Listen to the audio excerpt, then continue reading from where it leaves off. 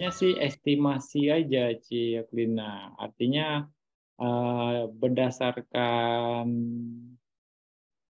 latihan yang terus-menerus, artinya berdasarkan pengalaman meditator bermeditasi, mereka akan mengerti dengan sendirinya, tahu dengan sendirinya berapa lama bisa konsentrasi dengan baik ke nafas. Ya, ya bisa dikatakan misalnya Anda duduk setengah jam. Nah, dalam durasi setengah jam itu misalnya kita akan bisa ngerti kira-kira berapa lama nih bisa konsen dengan baik atau di napas terus-menerus tanpa terputus. Ya, misalnya 3 sampai 4 tarikan napas. Ya, kalau bisa dibilang kalau 3 sampai 4 tarikan napas itu paling nggak lebih dari 1 menit. Ya, nah itu kan ya itu bisa dijadikan indikator kira-kira aja gitu. Masuk keluar ya. Nggak berarti kurang dari 1 menit atau ya paling ini 1 menit gitu kan keluar lagi. Nah 1 menit ya 5 kali 1 menit ya 5 menit gitu kan. Nah kira-kira aja berapa lama 5 menit itu lamanya. Nah dari situ kan juga kita bisa dijadikan estimasi saja, nggak harus tepat berapa lamanya karena memang nggak mungkin kita meditasi sambil buka mata terus ngeliatin menit jam gitu kan. Jadi bukan ini. Nah, itu jadi kondisi itu jangan terlalu juga jadi terbebani. Aduh harus tahu tepat berapa menit nih ya.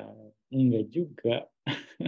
Nah, lalu secara alami nanti kalau memang meditator sudah mahir dalam meditasinya, punya konsentrasi, mereka akan ngerti ketika mulai rasa sakit itu berapa lama munculnya. Nah, dari situ akhirnya, oh, sebelum merasa sakit muncul, saya bisa konsentrasi dengan baik. Terus menerus bisa dikatakan secara garis besarnya, secara keseluruhan dia bisa mengamati napas terus menerus sebelum kakinya sakitnya muncul. Nah, kalau rasa sakit muncul, kalau seorang meditator yang udah bisa fokus dengan baik itu di atas 30 menit.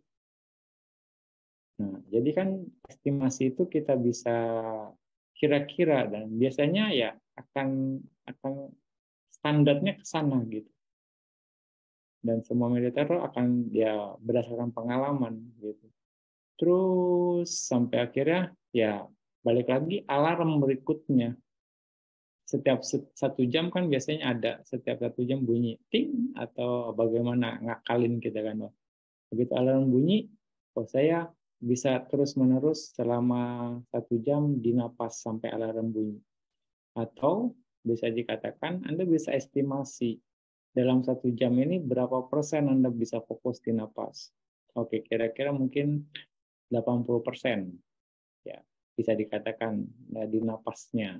Berarti kan ada 20% yang enggak. Nah, kalau dalam misalnya Anda bisa ya hitung-hitung lagi berapa lama nih kira-kira yang terus-menerus di napas. Dari 80%, dari 1 jam berarti sekitar 40 menit Anda bisa fokus di napas. Nah, kira-kira bisa terus di napas dalam 40 menit itu ya berapa lama ya? Oh mungkin saya cuma bisa kira-kira 20 menit lah.